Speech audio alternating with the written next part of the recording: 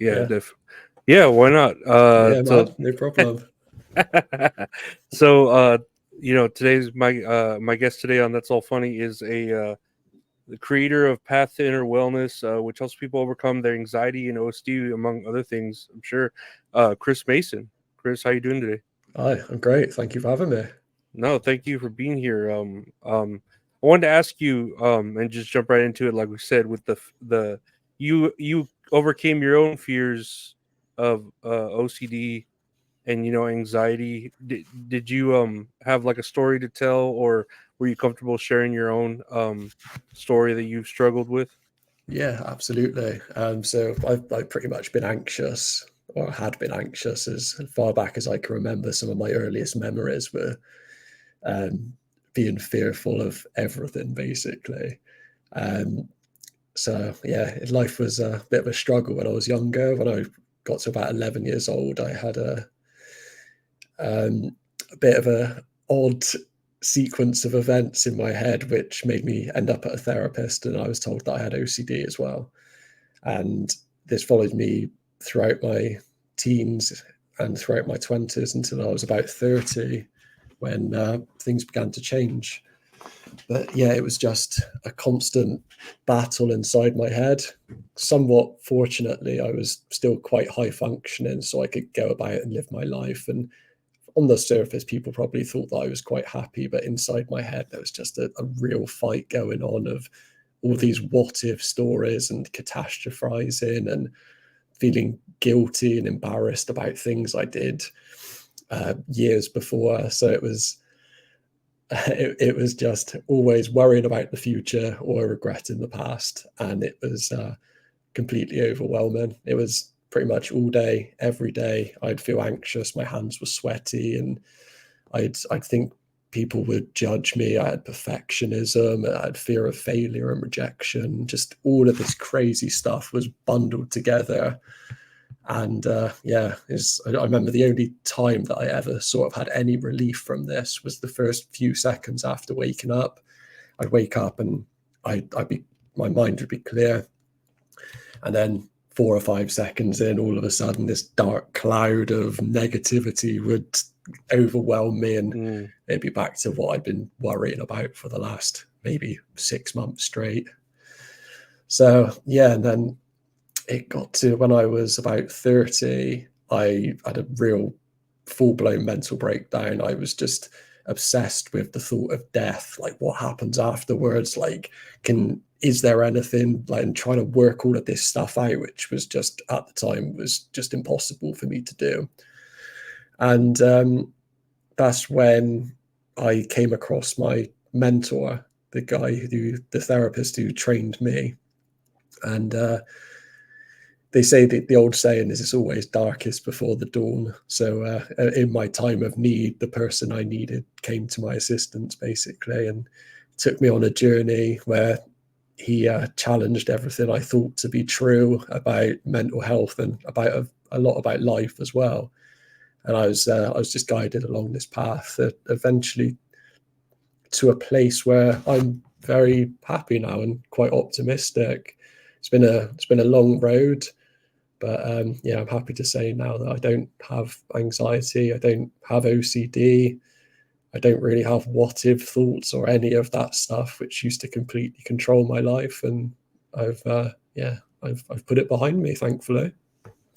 No, that's an amazing story, and you say you're at least 30 years old. I'm around 36, 37. I forget. Every year after your 30s, you stop kind of counting. But I know growing up, I had anxiety too. Around 13, 14, when my parents divorced, and just got this terrible anxiety of almost agoraphobic, and that's what I'm going through right now. The feeling Hmm. of feeling trapped, Yeah. no exit. And I know back then in those years, men with anxiety wasn't really a thing. I don't remember hearing about therapy or hearing about medications for anxiety or OCD. I remember going to the doctor and them thinking, "Oh, you must have heartburn because you're not being able to breathe, Hmm. or you feel like your throat is clogged, so you must have heartburn. How was it for you? Like, because you must have gone to doctors, trying to treat this, back in when you were younger or earlier. Was it that same approach? Were they like, oh, just get over it, or that kind of feeling? Uh, in a way, it was. I would see doctors, and very quickly it became clear that he had absolutely no idea on how to help me. The only solution they could offer was medication, which I didn't really want to take. I took briefly, but it basically turned me into a walking zombie. Hmm. It helped. I wasn't anxious all the time, but I I was just the shell of a person basically walking around, and it just wasn't. It obviously wasn't the real solution. It was just putting a sticker over the check engine light sort of thing. Um, so yeah, it is difficult, and I think it's a combination of that nowadays people are a lot more open to talking about their feelings and their emotions, whereas before, until I don't know, maybe 20 years ago, you just got told to man up, and that was Hmm. basically that. You're supposed to act like a man. You're not supposed to have these feelings. And the other aspect, I think, is that society has gone so far away from the natural way of life now that it's almost normal to have anxiety or OCD, because I don't feel that we're living the natural lives that we should be living. Whereas up until maybe 30 years ago, men and women would be out with goals and ambitions, and they'd be building their careers or whatever it may be. They'd have something to focus their life on, or their family, anything like being a provider for the family. Whereas nowadays, it seems that a lot of people just don't really know what to do. We just sit around using distractions to help us feel better from feeling the negativity of living the way we do. Hmm. That's yeah. I think those are the two reasons. But I don't know about doctors and things like that. I'm in England, so we don't. I don't think the pharmaceutical industry is pushed quite as hard here. Mm. But it does seem to be certainly in America that got a problem, take a pill, got another problem, take another pill, and then take some more pills to counteract the side effect of the pills that you're taking. So it's a money making machine. So it's rather than trying to get to the cause of the problem, it's just symptom management because that's profitable. Well, I'd say I don't know if you were alluding to that too, but yeah, back in the day, or even I know me growing up with anxiety, I had to cope with the world around me so that I could, be part of the world, be part of society. Whereas nowadays, people with this illness want the world to cope around them or comfort them. Yeah, that's it's hard to say really, because once you accept this truth, you basically have to take responsibility for everything. You can sit there and blame everyone and everything else for your problems, which is what I did. Like, because I was thinking, well, how can I be happy when my family are doing this, or my friends did that, or whatever it may be, or I lost my job, just any of these things. And it just took a real sense of, well, I'm no matter what happens in the outside world, the only thing I can really control is my response to what happens. So I had to take more responsibility and just say, I'm not going to be a victim to this anymore. I'm going to do something about it, no matter what it takes, no matter how long it takes and how much effort I have to put in. And so, these fears, and you said you met your mentor and your fears and your OCD. How did you find the way to overcome them, or at least cope with them? Like, what is your approach now, like with the calmness effect? It's I made a holistic change to basically every aspect of my personality I could, because growing up, I was basically told that OCD was a genetic condition, and that because it's a problem inside the brain, there's not really anything you can do about it apart from take these medications, which may help. But what I realized is that it wasn't something in my brain that was broken. It was just that I was thinking and behaving in anxious or obsessive ways. So I retrained my mind to be okay with discomfort, to be okay putting myself in positions where I was scared, because they were just emotions, and emotions always run out. If you just let them run their course, they'll just come up, they'll agitate your body, they'll dissipate, and then you can move on. So I did that, and I started to see how people who were calm and happy saw life, and then used that mindset on myself. So if my mind said, what if this terrible thing happens? What if you become ill? I would just talk over the top and just say, well, my immune system's good. Like that's what it's there for. It's there to keep me healthy. I trust my immune system because it's done this for me my whole life. It's kept me alive. So I can trust that it's going to do the same in the future. So OCD used to be called the doubting disease, because you would doubt everything. It would just, no matter what you did, no matter how much reassurance you found, it would just give you something else to doubt.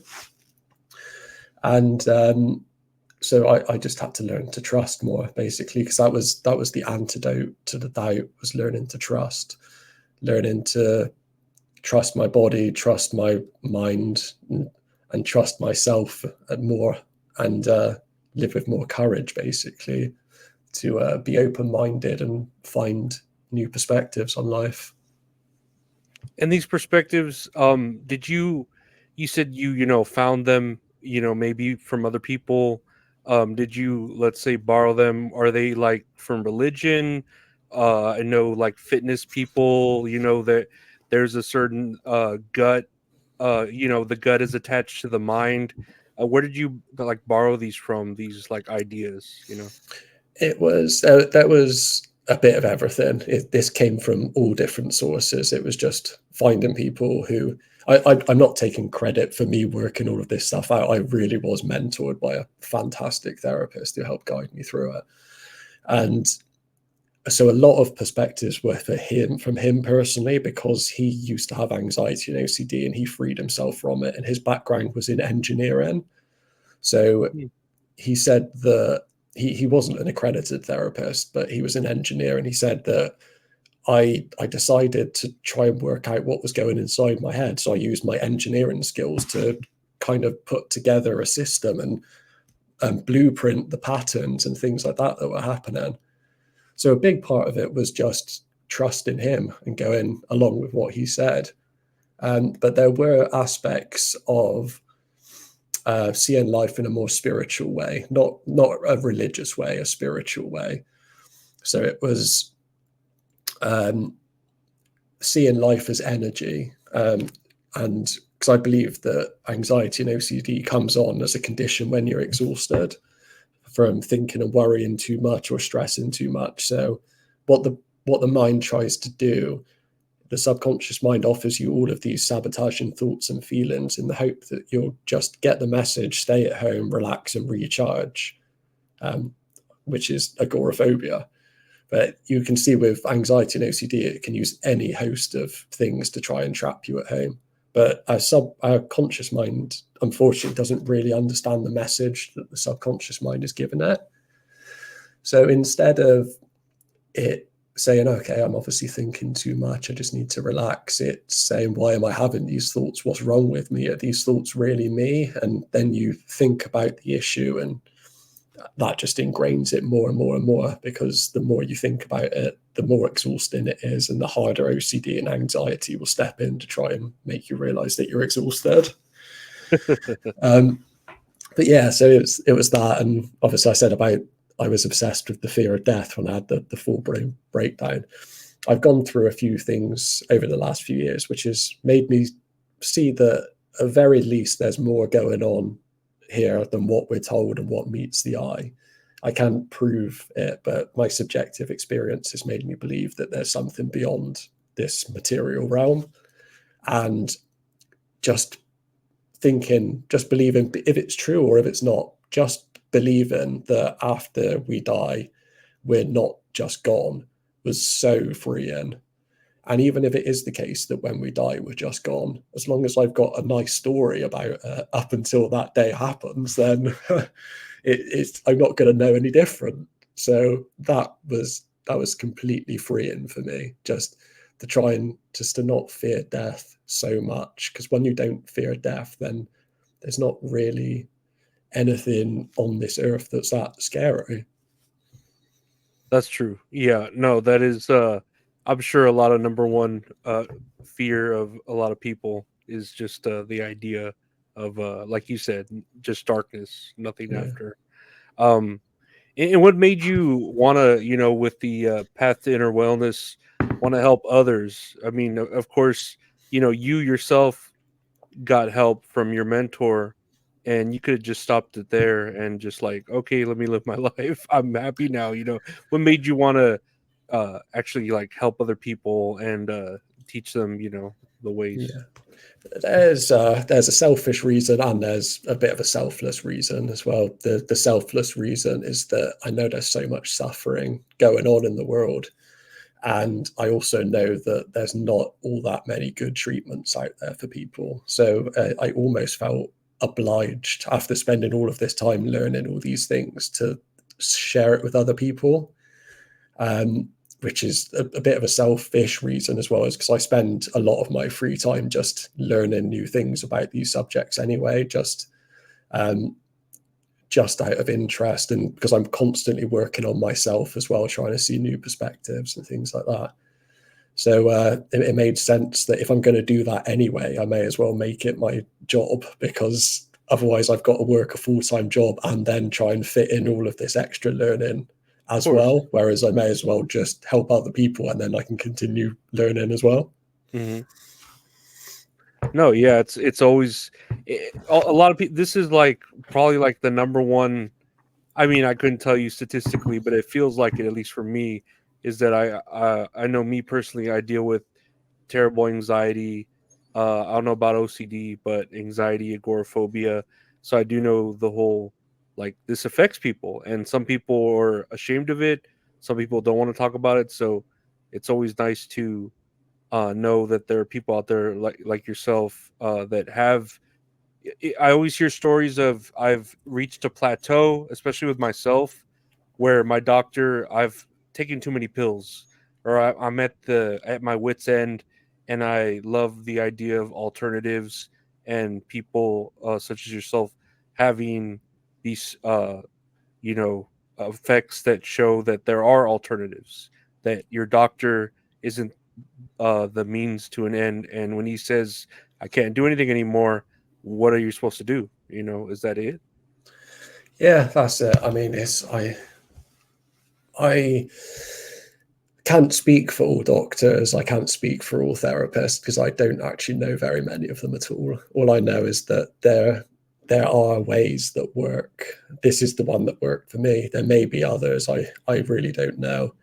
But it's not something that people have to be stuck with, in my opinion. I think pretty much everyone who suffers from this can recover, because there was a time before you were had all this anxiety and stuff like that. So it's not a disease. You didn't catch it. It's nothing like that. It's just that this condition came on all of a sudden. So if you can kind of learn that condition, you can also unlearn it by learning to think and behave in different ways. But that's one of the toughest things, is that there's just not that much material out there that says you can make a full recovery. People talk about managing anxiety rather than how can I be a different, like, how can I become a different person that doesn't have anxiety, basically. Um, so yeah, I feel like doing these sorts of things is good, even if it just gives people the cause for optimism and think that there's nothing special about me. I'm just some guy. It's like, what if I can do it, then why not everyone else?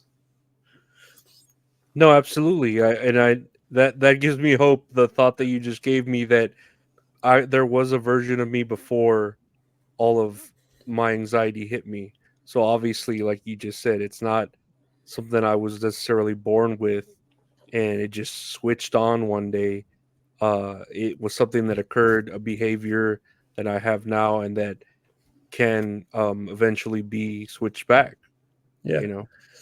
Yeah, that's it. Quite often, uh, there's a build up of a stressful period of life. This normally lasts about 6 months, and then it's hit, like normally people are hit with a traumatic event, and that's when everything just goes and just crashes in on you, and that's when anxiety and OCD step in.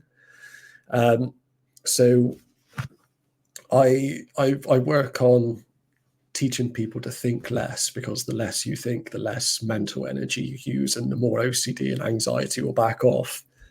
The other main aspect seems to be, it sounds a bit woo woo, but trapped trauma. So, like trapped energy within the body. Um, when we're in school, we're taught that everything is energy. And so, underneath all the atoms, we just live in a big sea of energy. And if that energy wants to escape from us, but we try and hold it down, or we have a traumatic event which we never want to talk about, that emotion, like people are calling it an emotion now, so it's energy in motion. But if we don't let that energy move through us and escape us, it gets stored within the body, and it causes like a heaviness and a lethargy. And that's one of the reasons for anxiety. I In my own recovery, I remember the first time I had a real experience with this was, I was taught a meditation every night to think through all of the past things that had happened in my life, to try and find these trapped traumas where it might have this energy attached to it, sort of thing. So I'd go through this process and I'd try and remember thoughts which would invoke a trigger response in me and bring up this anxiety feeling so I could let it out. And one day I thought, I've got to try something different, because I was trying to remember things that happened to me in school, because I was bullied in school. But my mind had repressed so much of what had happened, because it's obviously saying this was so horrible that we don't want you to think about it. So I got out a pen and paper and I started writing a letter, as if to the main person who used to bully me in school. And I wrote it out and just got everything that I wish I would have said to his face out, like all of this horrible, nasty stuff that like I'd just been holding within me, and wrote it out on a piece of paper. And as I was doing this, I felt like a heat emanating from my face, and I started to feel a bit trembly. Mm-hmm. And I thought, okay, I'm gonna double down here. So I went to his Facebook page, and normally I would avoid my emotions, so I'd never want to do that. But I thought, okay, I'm halfway there now. I may as well try and make this worse. Like this stuff needs to come up. Mm-hmm. So I saw his face, and I like straight away I just thought, oh my God, like I hate you so much. And all of a sudden, I just had this huge rush of heat, like all over my body. I started trembling and shaking and crying. This went on for about 30 seconds. And then, as strange as it sounded, it kind of had the weirdest sounds started coming out of my mouth, like involuntary. I don't think I could even do them again, but it was kind of like, oh. And I fell onto the floor, and I vomited on the floor. And then I lay there for about 5 minutes, just shaking and crying, and just I was as weak as a little kitten. And then after that 5 minutes, I thought, okay, I can stand up now. So I got back up, sat in my chair, looked at the computer, saw his Facebook page, and straight away just thought, oh, he looks like quite a nice guy now. And I looked at a few pictures of him, like with his family, and I just thought, hey, look, he looks nice enough. I'm sure he's probably changed so much since school. It's people do change, and we were all children at some time. It's just like kids do what kids do. And that one event completely changed the whole story in my head from I hate him to it was basically like I just instantly forgave him. And when that happened, I also stood up and I felt a stone lighter. Like no exaggeration, I literally felt a stone lighter, as if I just had like a spring in my step and a weight had been lifted off my shoulders. And when that happened, I realized that I was on the right track. So that made me trust my mentor a little bit more as he started to tell me all of these things that I would have thought were crazy and my ego would have shot down straight away. But because of that, I was like, okay, I'm going to just keep trusting him and see what happens. And I'm grateful I did. No, that's amazing. No, and I was going to ask you, as far as like, I don't know how it is, over across the pond with alternatives and medicine that, aren't really going on here, FDA approved, like marijuana, psychedelics. What do you think of like that as far as therapy goes, or do you have any opinions on that? And the how I they can work? only give my experience on them. Marijuana, I used to smoke a lot of it. I can't even think about marijuana anymore. If I do, it actually makes me feel anxious because Mm. I used to smoke it all the time and felt so anxious. I don't know why I smoked it, to be honest. I think it was just because all my friends were doing it. So I don't like that. Mushrooms, I'm obviously not advocating for anyone to do drugs or anything like that. And I know that if you do them in the wrong situation, it can have really bad psychological effects if you're not in the right state of mind for it. But there was one time I went to a magic mushroom ceremony because I thought, okay, I'm going to take a different route here and keep experiencing more things and keep opening my mind. So I went to this house which was in the middle of nowhere, and I went in there and everyone was all dressed up in white ceremonial robes, and we sat around and it was all about love. I thought it was a bit cheesy, to be honest, because it really wasn't who I am. But we were doing breath work and chanting and all this stuff. And after it got to about 5 o'clock in the evening, it was on the winter solstice, and we took what was called a heroic dose of mushrooms. So that's 5 dried grams. Ooh, Yeah, I was a bit apprehensive, but why not? I can't back out now. yeah. And everyone led down in these sleeping bags, and we just led down, and I could hear people crying and stuff like that. And I was just like, nothing's happening. And then after about an hour and a half of nothing happening, all of a sudden there was just a click. And I went on a little journey, like a little inward journey where I experienced some things. And I could hear people crying, which made me cry because I think they were accessing these traumas and stuff like that and releasing them. And then all of a sudden I sat up, and it was the most beautiful experience of my life. I sat up and my mind just went completely blank. There was not a thought in my mind for an hour and a half.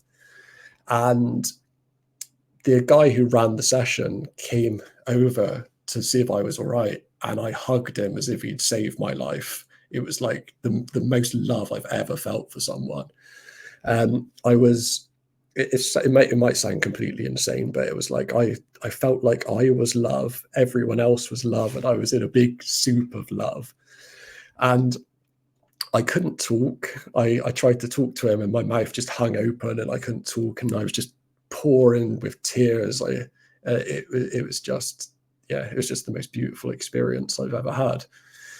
And after about an hour and a half, my ego started to come back in, and all my judgments and my opinions and all of that nonsense, which I've been trying to get rid of for the last however many years. And so that happened, and then I left, and I spoke to my mentor the next day.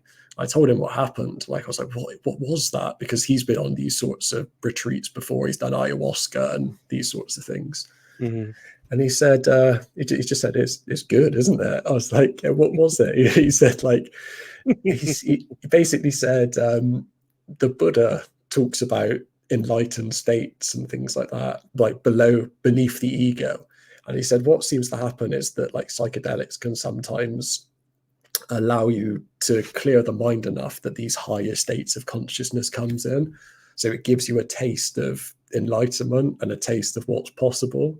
So that's, like I said, that's been pretty much my life goal from then on out, was how can I get back to this state naturally and permanently.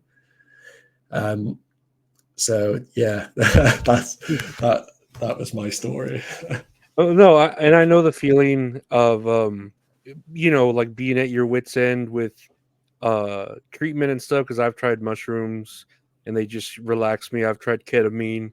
I've tried even having exorcism. My father brought over a priest that he knew as like a relative, an ordained minister, priest, whatever, and he legitimately did an exorcism on me. No fooling, just because I'm at the point where I'm not I am open to every and all idea, and that's why coming across your path to inner wellness, it's interesting, and it's always like I'm open to options when other options are exercised fully, and that's why I want to know like what you offer as far as services for the person who feels like that. What would you, not necessarily, I'm not asking you for a diagnosis right now, but Yeah. what are you, how are you able to help someone like me or someone else who feels like that like I've done everything, I've plateaued, what when I go to your website, path to innerwellness.com, what um can happen, Yeah. So as I said earlier, it's all just about holistic changes. It's learning to think and behave in different ways. I I just teach people new perspectives to look at life. And so if they've got a really scary story that they're telling themselves, I say, like, first of all, what is that a reality, or is that just a lie that your mind is telling you to prevent from, to basically sabotage your life? And then I teach people to think in different ways and techniques to, I go through quite a structured process. I'll teach people what anxiety and OCD are in my experience, and then how to calm yourself down, and then move into some exposure therapy, and then these sorts of meditations, because they take a bit of bravery to do. And so you need the right tools to be able to calm yourself down. Um, it's all very simple. It's not, there's nothing complex about it. It's just common sense. And if you're going to see life as scary, you're going to feel scared. If you're going to see life as fun and exciting, you're going to go out and adventure, aren't you? So it's just learning how to see life, how people who behave how you would want to see life. It's kind of really that simple. It just we're not taught to think in those ways. So it needs someone to sit down and say, look, you're thinking like this. Wouldn't you rather think like this? And then by repetition, it gets into the subconscious mind and reprograms it.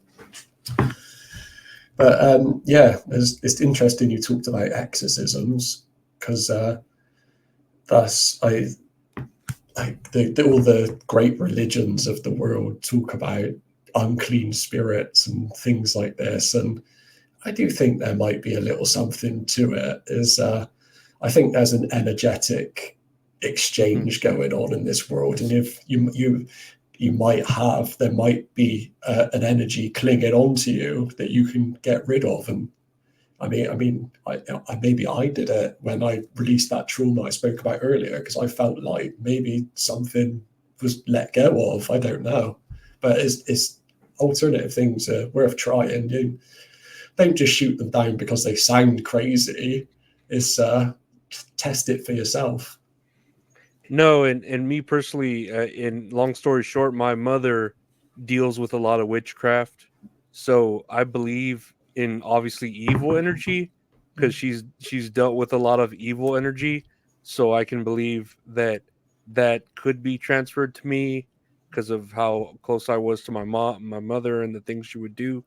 And you could even translate that as trauma, that energy, and just trying to get it out of me, where my body feels like the fight or flight. It feels like my body is constantly in fight or flight, Yeah, and like I'm always afraid. And so it's about trying to turn that off. But I know you say sometimes it's just being told that over and over again, but then of course it's still a hard battle of well, if it was that easy, I would have already done it, but and that's why I appreciate like your approach where sometimes it does take a person telling you over and over again, uh hey, everything's going to be all right, you're fine, nothing's wrong, you're fine.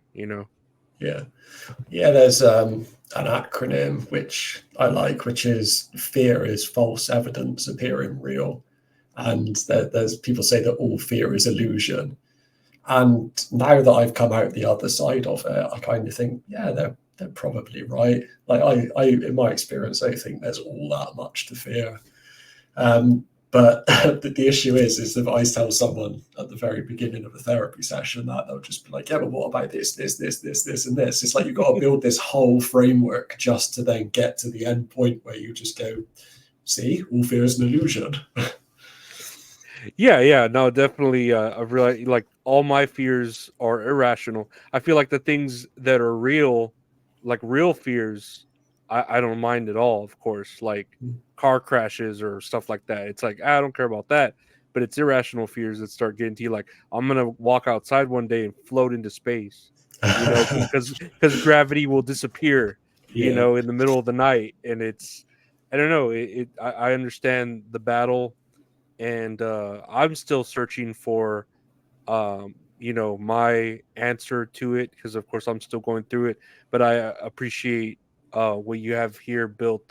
Again, there's the QR code to get to a path to inner wellness, where anyone can go and look at your services and see about, because not nothing is built for every single person. Everyone needs their own unique help, and it's great that I see people like you with alternatives to a Mhm. person that maybe it might not help this person, but maybe it'll help these 10 people. Yeah. Like I don't know. I appreciate the work that you do to help Yeah. people like me Yeah. and like It's yourself. yeah, that's it. It's yeah, it's the thing is different styles also work for different people. I had a client today who told me that she didn't think my style was right for her, which I just felt okay, fair enough. But this is what's worked for me. If it doesn't resonate with you, it doesn't resonate with you. I can't force someone to get better. Um, the issue quite a lot of the time as well is I'll sit there and I'll say this isn't going to be easy. It's like I can't just click my fingers and it's all gone, and you're going to have to put a lot of hard work into this. And Hmm. quite a lot of people, just as crazy as it sounds, aren't willing to do the work necessary, because it's like I said earlier, you have to take responsibility for everything. You have to completely let go of your victim story if you want to become a different person, if you want to get rid of these conditions. It's like I've just stepped out to do all the things that I'm scared of as well. It's like I've joined a public speaking club, which has really helped me with podcasts as well, actually. But I'm so left footed, and I was just like, I can't dance. Even if I've had 5 pints of beer, I'll get on the dance floor and I'm still terrified, still thinking everyone was looking at me. So I was like, well, I've got to go to a dance class, haven't I? It's just like, if there's something I'm scared of, I've obviously got to go and do it. But a lot of people, unfortunately, won't think in that way. They'd rather feel safe and secure um, rather than step out of their comfort zone.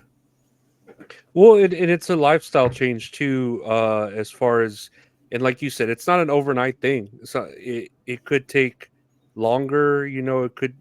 Everyone's different. Yeah, Their mind, their body, everything. So it's not just one set of rules for one set of person. It's for all set of people. I'm sorry. It's that's why you're there for each individual person to show them how to find that path to inner wellness, and yeah, yeah, that's all I could say. Like you could put a tree and a monk, what is it, a fish and a monkey next to a tree, and both of them will eventually climb it, but one will take longer than the other.